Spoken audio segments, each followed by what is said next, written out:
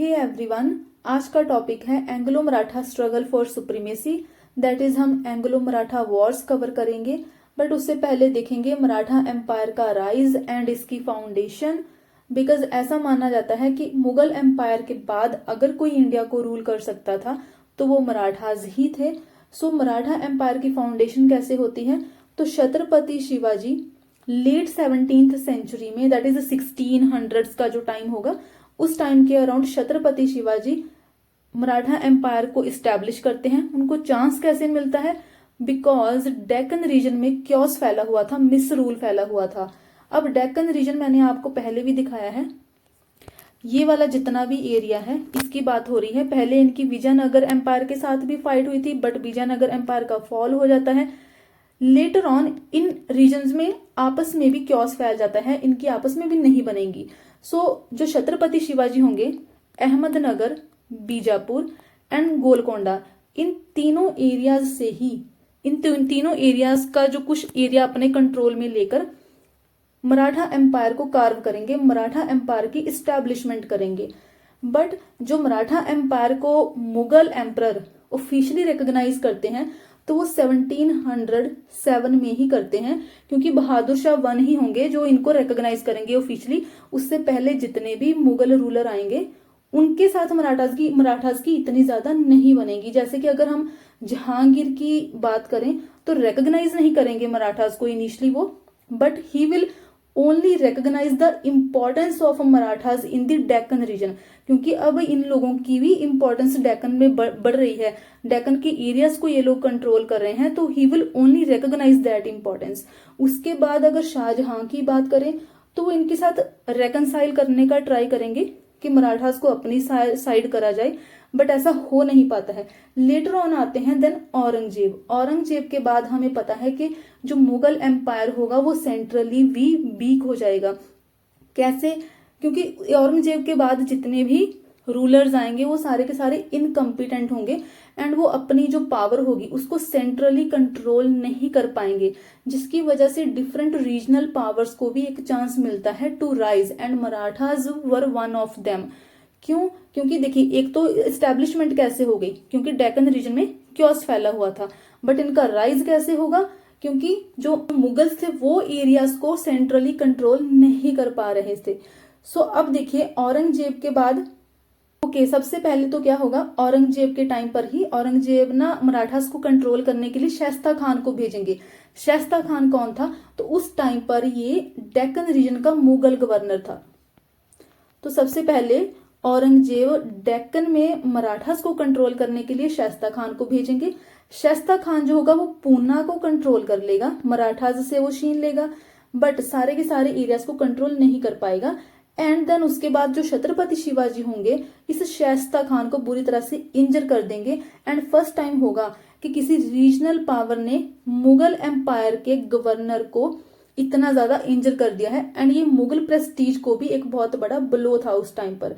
Then उसके बाद देखिए, जो मराठाज होंगे जब वो शाइस्ता खान को ऐसे इंजर करेंगे, उसके बाद यहाँ पर है कहीं देखिए सूरत पोर्ट। तो वो अब सूरत पोर्ट पर किसका कंट्रोल है? तो ये है मेन मुगल एम्परर का, ठीक है। अब यहां पर भी वो अपना कंट्रोल करने का ट्राई करेंगे मराठास। जब ऐसा होना स्टार्ट होगा देन औरंगजेब क्या करेंगे, शाइस्ता खान को अब हटा दिया जाएगा। उसके बाद आएंगे राजा जय सिंह। इसकी अब फाइट होगी मराठास के साथ, और उस वॉर का क्या नाम होगा? पुरंदर की वॉर होगी वो। इस वॉर को प्रीलिम्स के फैक्ट के लिए आप याद रख सकते हो, मेंस के लिए भी यूज कर सकते हो। सो राजा जय सिंह की अब मराठास के साथ वॉर होगी पुरंदर में, ठीक है। अब इस वॉर में देखिए राजा जय सिंह अब जीत जाएंगे, बट वो मराठास के एरियाज को कैप्चर नहीं करेंगे। इंस्टेड वो प्रपोज करेंगे एक अलायंस मुगल्स एंड मराठास के बीच में, जिसकी वजह से फिर होती है ट्रीटी ऑफ पुरंदर 1665 में। अब देखिए, एक आगे जाके ना during first Anglo Maratha war again एक ट्रीटी ऑफ पुरंदर की बात आएगी, बट वो डिफरेंट ट्रीटी है। वो ट्रीटी होगी इंग्लिश के साथ, लेकिन ये वाली जो ट्रीटी है ये मुगल्स के साथ है, 1665 की ट्रीटी। इस ट्रीटी के अकॉर्डिंग सबसे पहले तो जो छत्रपति शिवाजी हैं इनके जो आगे बेटे होंगे, ठीक है, उनको मुगल एम्पायर में, मुगल आर्मी में एक मनसबदार बनाया जाएगा। जितने भी फोर्ट्स या फिर एरियाज मराठास के पास थे वो उनको वापस दे दिया जाएगा। जैसे कि डेक्कन एरिया में जितनी भी उनकी टेरिटरी थी, बीजापुर में जो भी टेरिटरीज थी, वो सारी की सारी टेरिटरीज अब मराठास के पास वापस चली जाएगी। देन आपको एक छोटी सी बैटल का नाम याद रखना है, बैटल ऑफ सलहेर। 1672 में ये बैटल होती है। इस बैटल को फर्स्ट बैटल माना जाता है जिसमें एक ओपन फील्ड में मराठास ने मुगल्स को हरा दिया था। ठीक है, तो ये बैटल इंपॉर्टेंट हो जाती है। इसी बैटल के बाद ही देन छत्रपति शिवाजी, देखिए पहले वो क्या थे, जस्ट शिवाजी, लेकिन इस बैटल के बाद ही वो खुद को क्राउन करेंगे as king of Marathas and वो टाइटल क्या अज्यूम करेंगे, Chhatrapati. So now he will become Chhatrapati Shivaji. अब देखिए जो छत्रपति शिवाजी हैं 1680 में इनकी डेथ हो जाएगी। डेथ के बाद इनके दो बेटे हैं, संभाजी एंड राजाराम। सबसे पहले संभाजी अब अज्यूम करेंगे क्राउनशिप, दैट इज वो किंग बनेंगे। संभाजी को जब मुगल्स मार देंगे देन उसके बाद टर्न आएगी फिर राजाराम की। इनका ना थोड़ा सा अब आइडिया होना इंपॉर्टेंट है, तभी पता चलेगा, क्योंकि यहां तक तो देखिए किंग्स वगैरह थे इस एरिया, इस टाइम तक तो किंग थे, शाहू शिवाजी 2 तक। लेकिन उसके बाद बाजीराव वन के टाइम से फिर कन्फेडरेसी भी आ जाती है, तो यहां तक देखिए किंग है। सो पहले संभाजी को मुगल्स मार देंगे। देन आएंगे राजा राम को भी जब इनकी डेथ हो जाएगी 17 में, देन उसके बाद इनके बेटे आएंगे शिवाजी 2 उनको सक्सीड करेंगे। बट शिवाजी 2 जो होंगे वो उस टाइम पर छोटे थे, तो इनकी जो मदर होगी शिवाजी 2 की, ताराबाई एज रीजेंट काम करेगी। ताराबाई का नाम भी इंपॉर्टेंट हो जाता है क्योंकि आगे जाके भी इनका नाम बहुत जगह पर आएगा। सो अब देखिए शिवाजी 2 क्राउनशिप लेंगे, तो ताराबाई जो होंगी एज रीजेंट काम करेगी क्योंकि शिवाजी 2 अब छोटे हैं। एंड ये जो संभाजी के बेटे हैं शाहू को देखिए मुगल्स ने कैप्चर कर लिया था, तो ये थे कैप्टिव, जिसकी वजह से ये तो अब क्राउन नहीं बनते हैं, ये क्राउनशिप नहीं लेते हैं। तो शिवाजी आ गए। लेकिन जब औरंगजेब की डेथ हो जाएगी, उनके बेटे आगे जो मुआजम थे, जिनका बाद में टाइटल क्या होगा, बहादुर शाह वन अब जब मुगल एम्परर बनेंगे तो इस शाहू को वो रिलीज कर देंगे, जिसकी वजह से अब देखिए पावर स्ट्रगल स्टार्ट हो जाएगा। शाहू को रिलीज कर दिया गया है, तो संभाजी के बाद अब क्या होगा, कुछ लोग चाहेंगे कि शाहू जो होगा वो किंग बनना चाहिए, बट जो ताराबाई है एज रीजेंट काम कर रही है, किसके लिए, शिवाजी 2 के लिए, अपने बेटे के लिए। सो अब क्योंकि बहादुर शाह वन ने शाहू को रिलीज कर दिया है, इसकी वजह से यहाँ पर अब पावर स्ट्रगल स्टार्ट होगा। तो यहाँ पर भी एक बैटल होगी, बैटल ऑफ खेड़। इंपॉर्टेंट नहीं है इस बैटल का नाम, बट आप याद रखना चाहते हो तो रख सकते हो। सो बैटल ऑफ खेड़ होगी। यहाँ पर अब जो ताराबाई होगी उसकी हार हो जाएगी एंड जो शाहू होगा उसकी जीत होगी with the help of Balaji Vishwanath. So अब जो होंगे वो अब शाहू आ जाएंगे as king.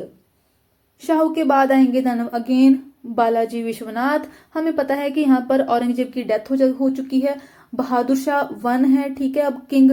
But the problem is कि जितने भी औरंगजेब के बाद ये रूलर्स थे वो सारे के सारे इनकम्पिटेंट थे, वो पावर को कंट्रोल नहीं कर पाते हैं। इंडिया की जो सेंट्रल पावर थी, सेंट्रल एडमिनिस्ट्रेशन को अच्छे से वो नहीं चला पाते हैं। सो इन मराठास को अब क्या लगेगा कि जो मुगल एम्पायर है वो वीक है, जो डेक्कन का एरिया है वो ऑलरेडी हमारे कंट्रोल में है।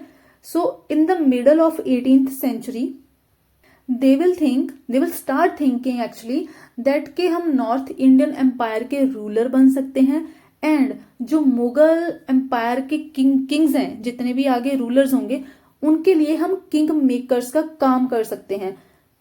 बट प्रॉब्लम कहां पर आ जाती है, बैटल ऑफ पानीपत, जो 3rd बैटल ऑफ पानीपत होती है 1761 में। इस बैटल में अहमद शाह अब्दाली जो होंगे मराठास को हरा देंगे, मराठास की पावर कम हो जाएगी बहुत। जो भी आसपास की रीजनल पावर्स होंगी, निजाम, जार्स एंड ऑल, जितनी भी रीजनल पावर्स होंगी, क्योंकि उन पावर्स ने मराठास की हेल्प नहीं करी थी, इसी वजह से ही ये लोग 3rd बैटल ऑफ पानीपत में हार जाते हैं एंड इनकी पावर बहुत ज्यादा कम हो जाती है। But again they will recover from this defeat and again वो एक पावर की पोजीशन को गेन करेंगे इंडिया में। सो बालाजी विश्वनाथ के बाद अगर हम देखें तो यहाँ पर आते हैं बाजीराव वन। अब बाजीराव वन इंपॉर्टेंट है।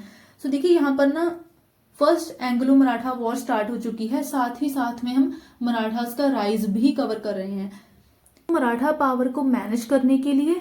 एंड साथ में ही देखिए उस टाइम पर जो मराठास थे उनके दो सेक्शंस थे, जो पेशवास थे वो ब्राह्मण्स थे, एंड ऐसे ही जो एक क्षत्रिय सेक्शन था जो कि मेन आर्मी का सेक्शन था, तो वो सेनापति द्विवेदी के अंडर था।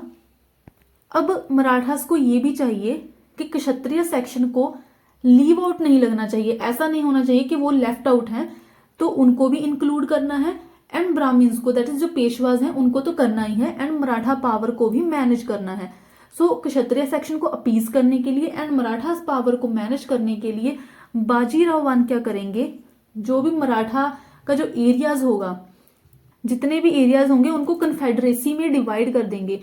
इन एरियाज की डिफरेंट चीफ होंगे, एक्चुअली एक फैमिली के अंडर ही ये एरियाज ऑफ इन्फ्लुएंस होंगे, जैसे कि 5 फैमिलीज को एरियाज डिवाइड कर दिए जाते हैं, उन फैमिलीज का एक हेड होगा जिसको चीफ बोला जाएगा, एंड वो चीफ ही डिसाइड करेगा कि कैसे उस एडमिनिस्ट्रेशन को ऑटोनोमस वे में चलाया जा सकता है, सिर्फ उसी के एरिया ऑफ इन्फ्लुएंस में। जैसे कि अगर ये गायकवाड़ का एरिया है तो गायकवाड़ की जो इसका जो चीफ होगा वही डिसाइड करेगा कि अपने एरिया ऑफ इन्फ्लुएंस में इसी एरिया में कैसे टैक्सेशन चलानी है, कैसे एडमिनिस्ट्रेशन चलानी है। क्योंकि देखिए जो मराठास थे उन्होंने 2 टाइप के टैक्सेस को इंट्रोड्यूस करा था, चौथ एंड सरदेशमुखी। एक डिफरेंट टॉपिक अलग से लेके आऊंगी, एक अलग वीडियो जिसमें हम मराठा एडमिनिस्ट्रेशन को भी कवर करेंगे, वो भी इंपॉर्टेंट है।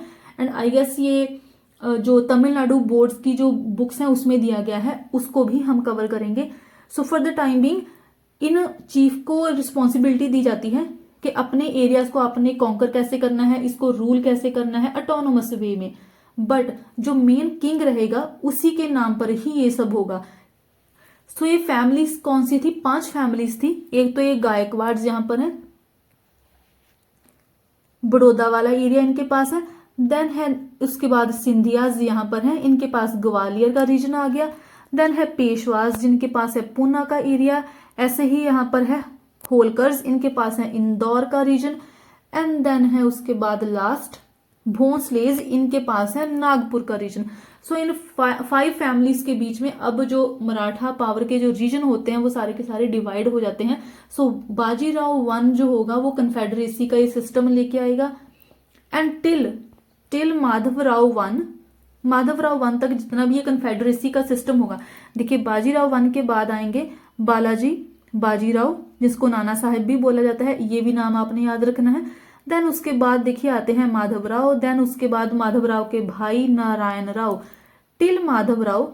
यहां तक देखिए जितना भी ये कन्फेडरेसी का सिस्टम होगा वो कोर्डियली वर्क करेगा, बट जब माधवराव की 1772 में डेथ हो जाएगी तो उसके बाद सिचुएशन चेंज हो जाएगी। सो माधवराव की डेथ के बाद नारायण राव जो कि इनके ब्रदर हैं वो 5th पेशवा बनेंगे, बट यहां पर एक पर्सन है रघुनाथ राव जो कि नारायण राव के अंकल हैं, वो अपने इस नेफ्यू को मरवा देंगे, इसको असैसिनेट करवा देंगे, एंड वो खुद पेशवा बन जाएगा। अब ठीक है, रघुनाथ राव अब खुद पेशवा बन चुका है, बट वो क्या था, वो लीगल एयर नहीं था, लीगली वो पेशवा नहीं बन सकते थे। नाउ देखिए नारायण राव की डेथ के बाद इसकी एक विडो थी गंगाबाई का नारायण राव की डेथ के बाद ही एक बेटा होता है, उसका नाम रखा जाता है सवाई माधव राव को ही माधव नारायण राव बोला जाता है। सो जो माधव नारायण राव ये नाम आए चाहे प्रीलिम्स में, चाहे सवाई माधव राव आए, तो सेम ही पर्सन है। सो ठीक है, अब सवाई माधव राव जो होंगे वो लीगली एक न्यू एयर होंगे, बट क्योंकि अभी रघुनाथ राव एयर बन चुके हैं, सो यहां पर देखिए अब ना एंट्री होगी नारायण राव की डेथ के बाद 12 भाई की। जो 12 भाई सिस्टम होगा इन मराठास में वो क्या था, सो क्योंकि पेशवा फैमिली में आपस में ही बहुत ज्यादा फ्यूड्स चल रहे थे, रघुनाथ राव अब पावर में आ चुका था, पेशवा बन चुका था, बट लीगली कौन थे, माधव नारायण राव। सो एक पर्सन यहाँ पर आते हैं नाना फडणवीस लीडरशिप लेते हैं अब इस सवाई माधवराव को प्रोटेक्ट करने के लिए, सो दैट एक लीगल एयर जो एक्चुअल है वो बचा रहे। सो उसके लिए वो क्या फॉर्म करते हैं, 12 भाई काउंसिल या फिर 12 मराठा चीफ। सो ये जो 12 भाई काउंसिल होगी ये इस सवाई माधवराव के नाम पर ही रूल करेगी एज रीजेंट। जैसे ताराबाई अपने बेटे शिवाजी 2 के लिए एज रीजेंट काम कर रही थी क्योंकि वो बहुत छोटे थे। सो अभी ये जो सवाई माधवराव है क्योंकि ये बहुत छोटे हैं, सो ये जो 12 मराठा चीफ होंगे और 12 भाई काउंसिल होगी led by Nana Phadnavis, they will start acting as regent for Madhav Narayan Rao और सवाई माधवराव। सो देखिए यहाँ पर तो अब कॉन्फ्लिक्ट आ गया ना, रघुनाथ राव जो है वो पेशवा बना हुआ है, बट यहाँ पर जो सपोर्ट किसको मिल रहा है, वो मिल रहा है सवाई माधवराव को। सो अगर किसी भी किंग को, किसी भी रूलर को रूल करना है तो लोगों का सपोर्ट होना चाहिए। जैसे कि अगर हमारे प्राइम मिनिस्टर को रूल करना है, अगर इंडिया के लोग ही सपोर्ट नहीं करेंगे तो वो कभी भी इंडिया के प्राइम मिनिस्टर नहीं बन पाएंगे। सो सेम सिचुएशन यहाँ पर भी है। रघुनाथ राव को जो मेन काउंसिल है 12 भाई काउंसिल, उनका सपोर्ट नहीं मिल रहा है, मराठास को का भी सपोर्ट नहीं मिल रहा है। सो क्या करेंगे रघुनाथ राव, यहाँ पर इंग्लिश की एंट्री करवा देंगे वो। क्योंकि देखिए इंग्लिश यहाँ पर ना बॉम्बे में ऑलरेडी है, ये रहा बॉम्बे, यहाँ पर ऑलरेडी है इंग्लिश। तो रघुनाथ राव अब जाएंगे इंग्लिश की हेल्प लेने, उनके साथ एक ट्रीटी साइन कर लेंगे, ये treaty of Surat in 1775। So basically जो मराठाज में इंग्लिश की एंट्री होती है, ब्रिटिशर्स की एंट्री होती है, उसका श्रेय किसको जाता है, रघुनाथ राव को। इनकी वजह से ही अब देखिए मराठाज में भी ब्रिटिशर्स की एंट्री हो जाएगी। अगर ऐसा ना होता तो माइट भी ऐसा हो पाता कि जो मराठास थे मुगल एम्पायर के बाद वो ही रूल कर पाते। सो इंग्लिश की एंट्री हो जाती है, रघुनाथ राव अब जाएगा इंग्लिश के साथ, ट्रीटी साइन होगी, treaty of Surat 1775। According to this treaty जितनी भी टेरिटरीज होंगी सेल्सट एंड बसीन की, वो रघुनाथ राव इंग्लिश को दे देगा, एंड जितना भी रेवेन्यू का share Surat and Bharuch district से आएगा उसका एक पोर्शन भी वो इंग्लिश को दे देगा। अब देखिए जितने भी एरियाज हैं जिनकी बात हुई है, सेल्सट एंड बसीन, ओके यहाँ पर देखिए मैंने लिखा भी हुआ है ग्रीन कलर से, ये है बसीन और यहाँ पर है सेल्सट, एंड ऊपर का जो एरिया है वो है सूरत का एरिया। सो ये सारे के सारे एरियाज क्यों इंपॉर्टेंट है, सिंपल सा रीजन है ट्रेड के लिए, क्योंकि ये कोस्टल एरियाज हैं, पोर्ट वाले एरियाज हैं। तो सेल्सट एंड बसीन भी इंग्लिश के पास चला जाएगा। अब देखिए कैसी सिचुएशन आ गई है। इससे पहले जो बंगाल में ब्रिटिशर्स थे उन्होंने बैटल ऑफ बक्सर, पलासी के बाद उनके पास देखिए मेनली बैटल ऑफ बक्सर के बाद उनके पास दीवानी राइट्स आ चुके थे बंगाल, बिहार एंड ओडिशा के, ठीक है। अब जो इंग्लिश यहाँ पर बॉम्बे में बैठे हुए हैं उनके पास भी कुछ एरियाज आ चुके हैं जैसे कि बसीन एंड सेल्सट। देन उनके पास भी सूरत एंड भरूच डिस्ट्रिक्ट्स में से रेवेन्यू का शेयर आ रहा है। सो इतना फायदा हो रहा है इंग्लिश को। एंड रघुनाथ राव को क्या फायदा होगा कि 2500 सोल्जर्स की जो आर्मी होगी इंग्लिश उसको प्रोवाइड करेंगे, सो दैट अगर किसी के साथ वॉर लड़नी हो तो ये सोल्जर्स हेल्प करेंगे, या फिर रघुनाथ को खुद को प्रोटेक्शन चाहिए हो तो ये वाले जो सोल्जर्स होंगे वो प्रोटेक्शन प्रोवाइड करेंगे। बट यहाँ पर ना एक प्रॉब्लम है। अब ये जो ट्रीटी साइन हुई है रघुनाथ राव की, वो बॉम्बे में जो इंग्लिश बैठे हुए हैं उनके साथ हुई है, बट बॉम्बे ऐसा कर नहीं सकता। क्यों?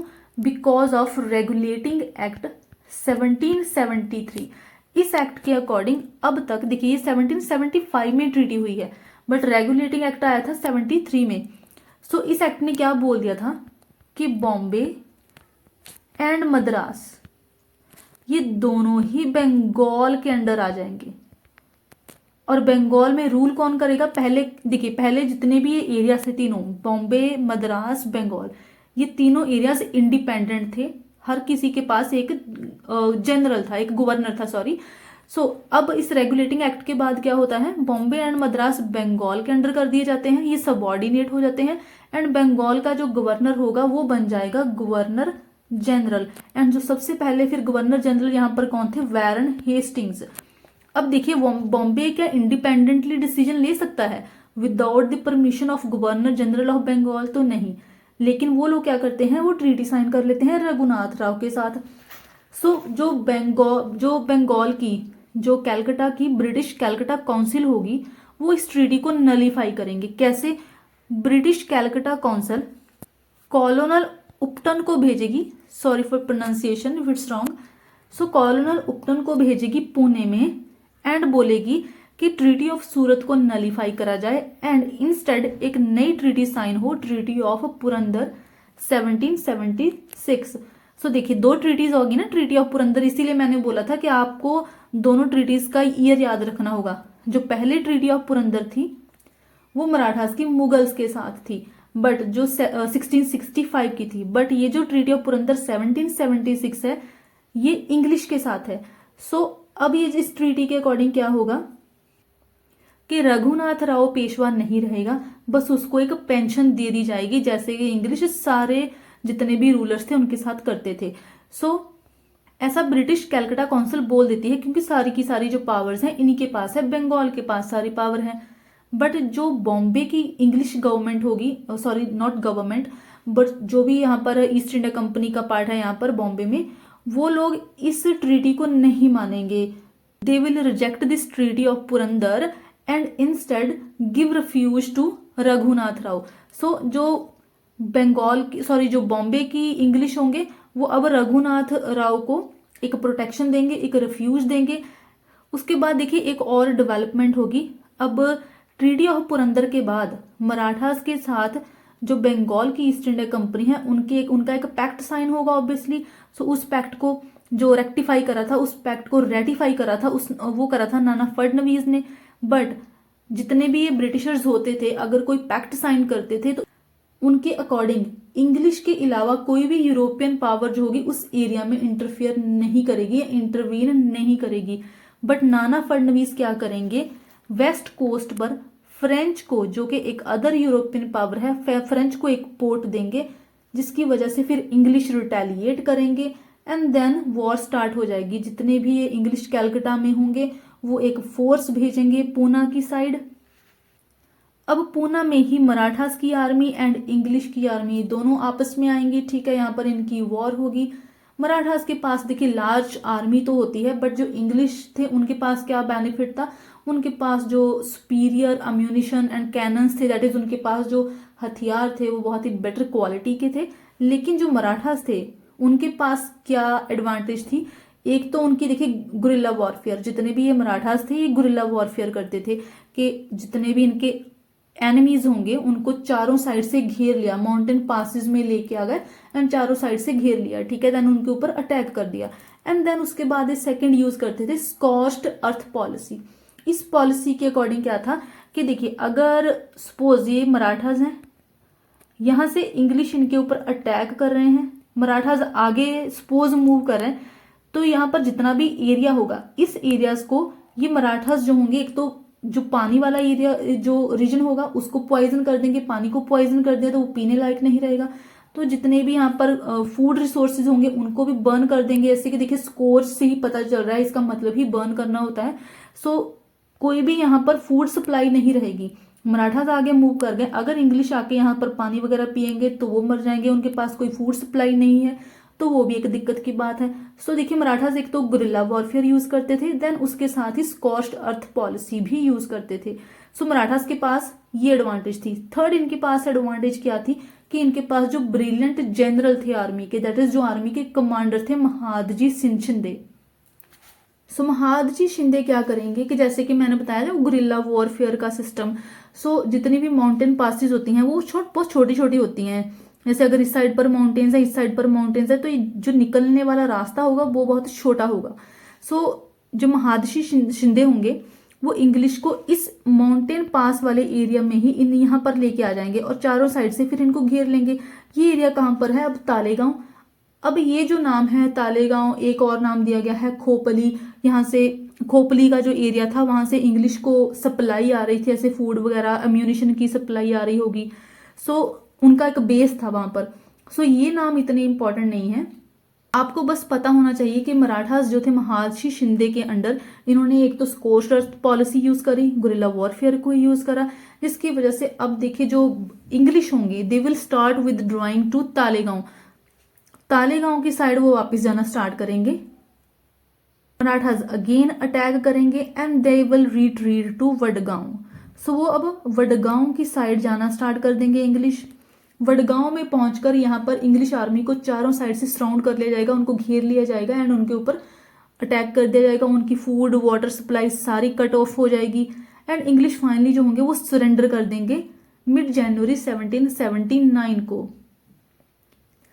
ट्रीटी ऑफ वडगांव के अकॉर्डिंग जितनी भी बॉम्बे गवर्नमेंट ने, जो भी इंग्लिश गवर्नमेंट बॉम्बे में थी, उसने जो भी टेरिटरीज सीज कर ली थी, मराठाज से ले ली थी, वो सारी की सारी वापस दे दी जाएंगी। दैट इज 1775 की जो ट्रीटी ऑफ सूरत हुई थी, उस ट्रीटी के ड्यूरिंग जितनी भी टेरिटरीज इंग्लिश ने ले ली थी मराठास से, वो सारी की सारी टेरिटरीज रिनाउंस कर दी जाएंगी, वापस कर दी जाएंगी। बट क्या होगा, जो वैरन हेस्टिंग्स उस टाइम पर बंगाल के गवर्नर जनरल थे, वो इस ट्रीटी को नहीं मानेंगे। ट्रीटी ऑफ वडगांव को वो लेजिटिमेट नहीं मानेंगे, इसको रिजेक्ट कर देंगे। देन कॉलोनल गोडार्ड के अंडर पहले वो लार्ज फोर्स एक भेजेंगे एंड वो अहमदाबाद का एरिया कैप्चर कर लेंगे। देन उसके बाद वो फिर पोफाम, अच्छा एक बसीन का एरिया भी कैप्चर करेंगे अगेन। देन उसके बाद फिर एक अलग से डिटैचमेंट, एक कंटिजेंट अलग से जाएगी कैप्टन पोफाम के अंडर। एंड देन फाइनली 1781 में जितने भी ये इंग्लिश होंगे, English force under general Carnac, sorry again for pronunciation, इनके अंडर वो सिंधिया को हरा देंगे सीपरी में। सो एक अभी मराठास यहाँ पर हार चुके हैं। सो सिंधिया होगा जो फाइनली एक ट्रीटी प्रपोज करेगा पेशवास के बीच में एंड इंग्लिश के बीच में, एंड उस ट्रीटी का नाम होगा ट्रीटी ऑफ सलबाई, मई 1782 में। इस ट्रीटी को दो इंपॉर्टेंट पर्संस रेटिफाई करेंगे। इंग्लिश की साइड से वॉन हेस्टिंग्स एंड मराठास की साइड से नाना फडणवीस। इस ट्रीटी की जो इंपॉर्टेंट टर्म्स थी वो क्या थी? सबसे पहले तो जो मेन इंपॉर्टेंट था कि जो माधव राव होगा वो पेशवा बनेगा। अब रघुनाथ राव को कोई भी प्रोटेक्शन नहीं है, वो पेशवा नहीं है। वॉर का एंड हो गया, ये सेकंड चीज। वॉर का एंड होते ही जो सेल्सट का एरिया जो पहले ब्रिटिशर्स को मिल गया था, अब वो ब्रिटिशर्स की ही पोजेशन में रहेगा, उन्हीं के पास ही रहेगा सेल्सट का एरिया। बसीन जो होगा वो मराठास को वापस दे दिया जाएगा। ऐसे ही गुजरात में भी देखिए, जो बड़ौदा वाला एरिया था वहां पर गायकवाड़ थे, फतेह सिंह गायकवाड़। ये आई गेस इतना नाम इंपॉर्टेंट नहीं है, कभी भी एग्जाम में इनका नाम मेंशन नहीं हुआ है, कभी आया नहीं है। सो इनको लेकिन यहाँ पर इस ट्रीटी के अकॉर्डिंग इनकी जो टेरिटरी होगी वो भी इनको रिस्टोर कर दी जाएगी एंड पहले के जैसे ही ये पेशवा भी रहेंगे। उसके साथ ही जितने भी इंग्लिश होंगे, इंग्लिश कोई भी रघुनाथ राव को सपोर्ट नहीं देंगे और ना ही वो पेशवा रहेगा, बस उसको एक मेंटेनेंस अलाउंस दी जाएगी। इंग्लिश के पास ट्रेड प्रिविलेजेस रहेंगी, वो तो इनके लिए सबसे पहले होता है। देन उसके बाद जो पेशवाज होंगे अगेन किसी भी यूरोपियन पावर को सपोर्ट नहीं करेंगे, ये भी इंग्लिश की सारी ट्रीटीज में ऐसा होता ही है। एक चीज देखिए यहाँ पर न्यू ऐड होती है कि मराठास और इंग्लिश ये दोनों ही अब हैदर अली के अगेंस्ट भी हो जाएंगे एंड इसी ट्रीटी में ही एक पैक्ट हो जाता है कि हैदर अली को जितनी भी टेरिटरीज इंग्लिश से ली थी या फिर नवाब ऑफ आर्कोट से ली थी, वो सारी की सारी टेरिटरीज भी वापस करनी चाहिए। अगर आप ध्यान से देखो तो जब फर्स्ट एंग्लो मराठा वॉर चल रही है ना, उस टाइम पर एंग्लो माइसोर वॉर जो इंग्लिश और माइसोर की चल रही है वो सेकंड चल रही है। सो देखिए आप, जो अगर इंग्लिश एक साइड मराठास के साथ उनकी सेकंड वॉर चल रही है, वो अभी खत्म नहीं हुई है, उससे साथ ही साइमल्टेनियसली उन्होंने फर्स्ट एंग्लो मराठा वॉर भी स्टार्ट कर ली है। एंड लास्ट इस ट्रीटी में क्या बोला जाता है कि जो महादजी शिंदे वही म्यूचुअल गारंटर होंगे कि इस ट्रीटी की जितनी भी टर्म्स हैं उनको ऑब्जर्व करा जाए, दैट इज वो सारी की सारी टर्म्स इंप्लीमेंट होनी चाहिए। सो नाउ जो नेक्स्ट हम देखेंगे वो है second Anglo Maratha war, then उसके बाद थर्ड, और इसको हम नेक्स्ट वीडियो में कवर करेंगे। And if you guys are getting anything out of this videos, smash the like button and subscribe and comment भी करें, ये मोटिवेट करेगा मुझे और वीडियोस लेके आने के लिए। Thank you.